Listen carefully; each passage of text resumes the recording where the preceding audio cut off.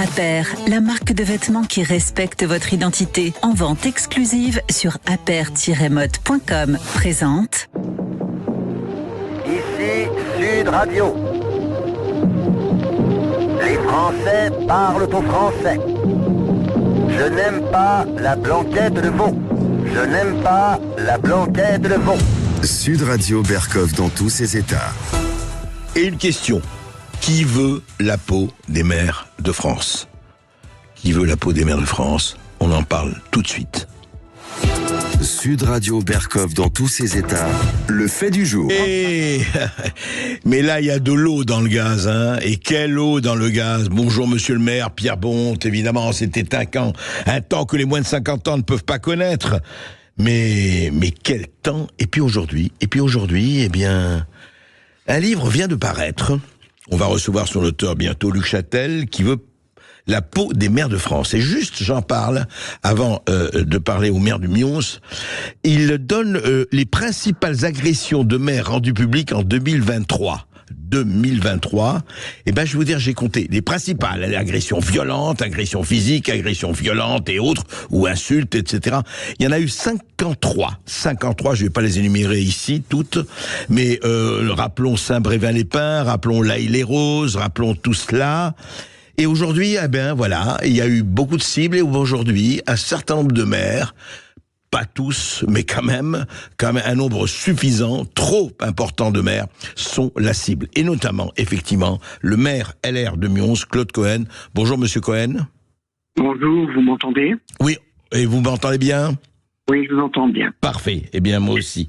Alors, justement, je parlais de ça parce que j'ai reçu ce livre hier, et puis évidemment, j'ai su ce qui vous était arrivé, et qui est une accumulation de faits et de choses, et le fait que vous ayez dit, bon, maintenant, moi, je jette l'éponge, je démissionne, ça suffit comme ça. Alors, je voudrais d'abord que vous rappeliez qu'est-ce qui s'est passé, parce qu'il y a eu plusieurs choses à la fois. Il y a eu quelque chose au niveau, effectivement, financier, par rapport à ce que vous aviez demandé par rapport à la préfecture et à l'État, et puis il y a eu ces insultes, ces injures antisémites. Est-ce que vous êtes maire de Mions depuis quand, monsieur Cohen ? Alors, monsieur Berkov, j'ai eu l'occasion de vous rencontrer il y a quelques années à Rieux. Oui, je suis élu depuis 2014. 2014, donc 10 ans.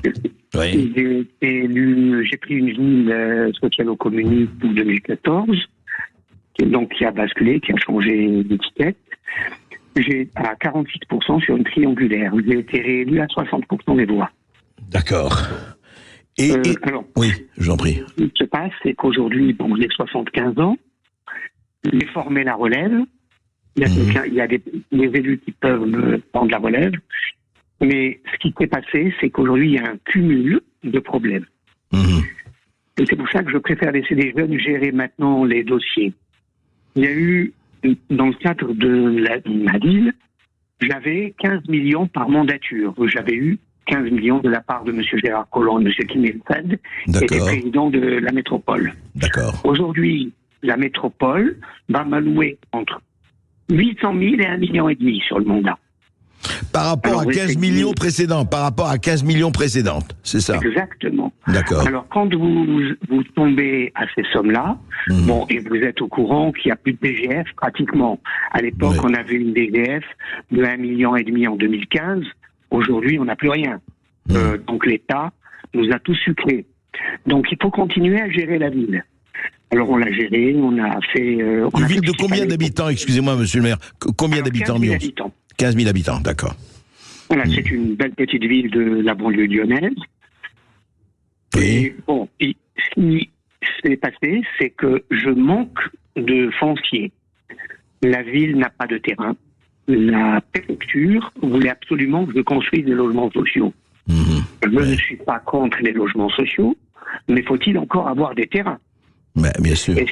Et ce qui s'est passé, c'est que j'ai pas assez construit. Mais la préfecture m'a carencé et m'a mis 312% d'amende. C'est une des plus fortes hausses, une des plus fortes taxes en France. 312% de quoi, préciser, Alors, monsieur ? vous savez qu'on doit payer, c'est limité à 5% du montant de l'investissement. Oui. Alors bon, il y a des villes qui vont payer 2-3 millions, puisque c'est des grosses villes, mais nous, pour une petite ville et avec notre budget, la somme maxi qu'ils vont prendre, c'est 520 000 par an. D'accord. Ce qui est une somme énorme pour notre commune. Pour votre commune, et bien sûr. Et on va priver nos enfants de cette somme. Mmh. Et c'était une obligation pour vous. Enfin, on va parler d'ailleurs avec Michel Leboin du logement social. Il y a eu un rapport aussi explosif qui vient de sortir. Mais est-ce que c'était une obligation et à combien? Parce que cette histoire de logement social, vous aviez l'obligation de construire combien en fait? Alors, on est actuellement à 18,5. Et on est obligé d'arriver à 25%. D'accord. Alors, être à 25%, ça fait quand même beaucoup. Ouais. Ça ne me dérange pas d'y arriver dans la mesure où il y a des terrains. Oui, mais dans la mesure où il n'y a aucun terrain, d'ailleurs j'insiste sur un point, je n'ai refusé aucun permis de construire depuis que je suis élu. D'accord. Seulement le prix du foncier est tellement élevé à Nyons que les bailleurs se retirent. D'accord. Oui, on comprend bien. Alors, il y a eu ça, donc ils vous ont un peu beaucoup sanctionné pour ça, quelque part. Exactement. Ouais, d'accord. Et alors, l'histoire justement des allusions ou des insultes ou etc. antisémites. Juste, monsieur le maire, est-ce que ça a commencé pratiquement dès votre investiture il y a 10 ans ou ça s'est aggravé depuis? Expliquez-nous. Alors ça a toujours existé. Je crois que M. Berkov connaissait le problème aussi bien que moi. On m'a jamais lâché. Ça a toujours existé. C'est en dents de scie, en fonction des événements en Israël. Ouais. Des jours c'est très haut, des jours c'est très bas. Mais vous savez, j'ai la peau tannée, ça ne me fait plus rien. Ouais. Et c'est pas ça qui va me faire démissionner. C'est, si vous voulez, le cumul qui a fait qu'il y a eu ce problème, mais comme j'ai la chance d'avoir une très bonne relève, j'ai dit, allez, laissons les jeunes gérer maintenant. D'accord. Et vous avez dit comme ça, moi je m'en vais, et enfin, tranquillement et en toute... Alors, juste un mot, Monsieur Cohen. Il y a eu un communiqué de presse de la préfecture du Rhône que vous devez connaître, mais je le dis contre... Alors non, mais je le lis juste pour nos auditeurs, et vous allez évidemment répondre.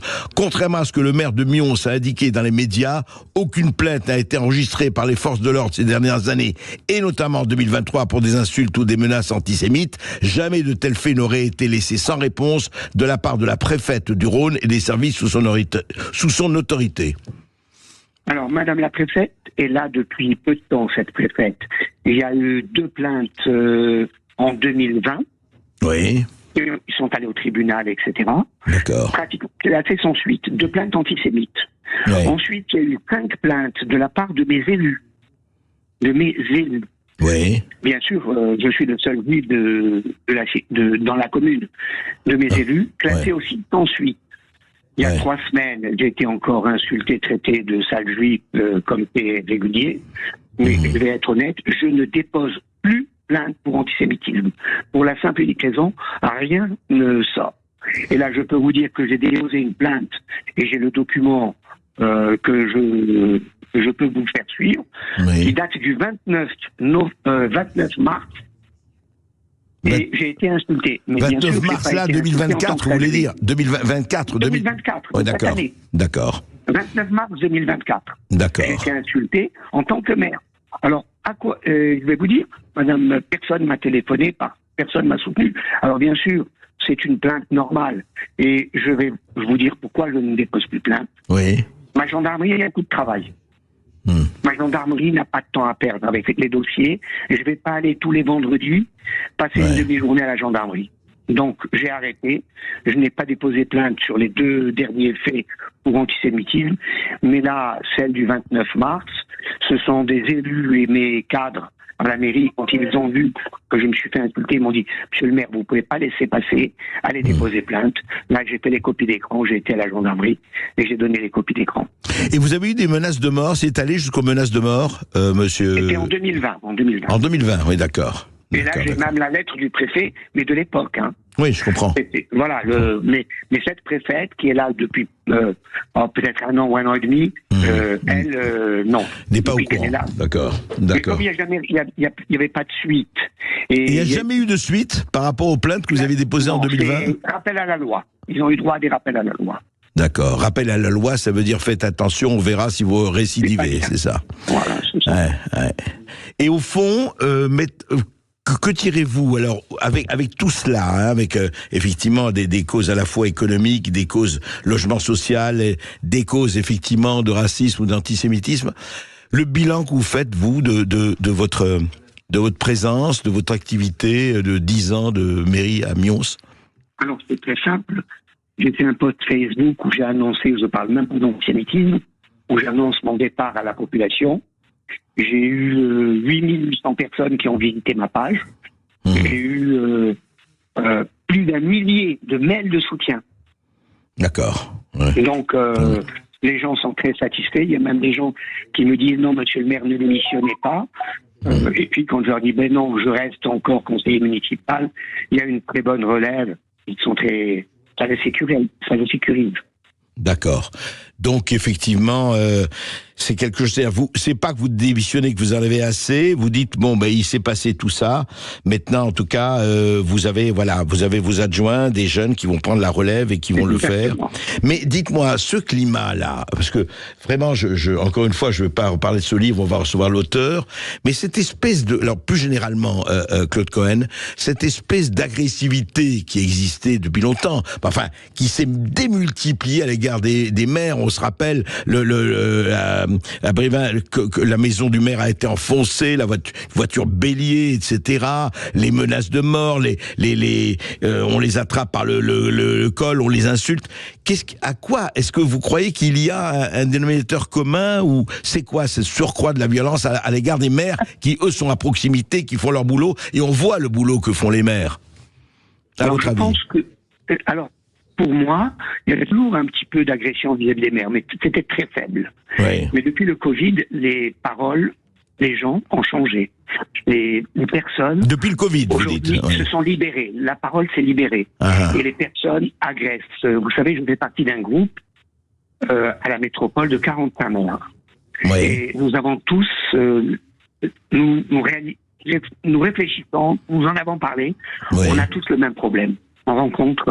On s'est aperçu que les gens n'ont plus ce respect qu'ils avaient il y a quelques années. Et à votre avis, pourquoi? Je ne sais pas. Je ne peux pas analyser. Ouais. Je n'arrive pas à analyser. Ouais. Oui, parce que vraiment, quand on voit le nombre des agressions physiques, agressions mais fortes, vis-à-vis des maires, alors évidemment, comme vous dites, ça a toujours existé, mais enfin, c'est quand même assez préoccupant, c'est le moins que l'on puisse dire. Vous savez, il y a monsieur le président Lisnard, le président de l'AMF, oui.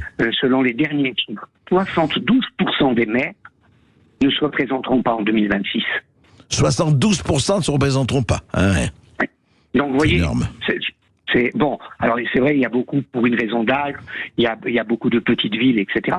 Mais il y a beaucoup qui en ont ras-le-bol. Ouais. L'État est en train de nous user. Ouais. Et vous iriez jusqu'à dire qu'il vous abandonne quelque part? On a été abandonné. Ouais. On a été abandonné. Moi, j'ai eu un peu d'espoir quand j'ai entendu le Premier ministre, dans le cadre de son intervention, le premier jour où il a été élu, il a dit on va revenir sur la loi, les maires pourront attribuer des logements sociaux, etc., etc. Bon, pour le moment, c'est des promesses. Ouais. Mais je n'ai pas vu la réalité. Oui, c'est ça. Vous avez été démuni de beaucoup de vos pouvoirs. Oui, ça, beaucoup de maires le disent. C'est pas moi qui attribue les logements sociaux. Et pourtant, de temps en temps, on arrive à faire des efforts. Personnellement, j'ai fait construire une résidence de logements sociaux que j'ai attribuée aux pompiers. Ouais. Donc là, j'ai pu faire le choix de mes habitants. Mais c'est pas que le choix, parce que tout le monde a le droit d'avoir une belle maison, quel que soit le citoyen. Mais il faut aussi construire une très belle résidence pour les logements sociaux. Bien sûr, bien sûr. Merci beaucoup Claude Cohen, en tout cas pour vos éclaircissements. Merci beaucoup Claude Cohen. Je rappelle que vous êtes maire LR de Mions. On va se retrouver dans un instant. On sera en direct avec l'avocat Gilbert Collard qui sera avec nous pour parler de ce qui s'est passé ce week-end à Paris, une manifestation entre Afghans et forces de l'ordre qui a dégénéré. À tout de suite sur Sud Radio. Sud Radio Berkov dans tous ses états, midi 14h. André Berkov.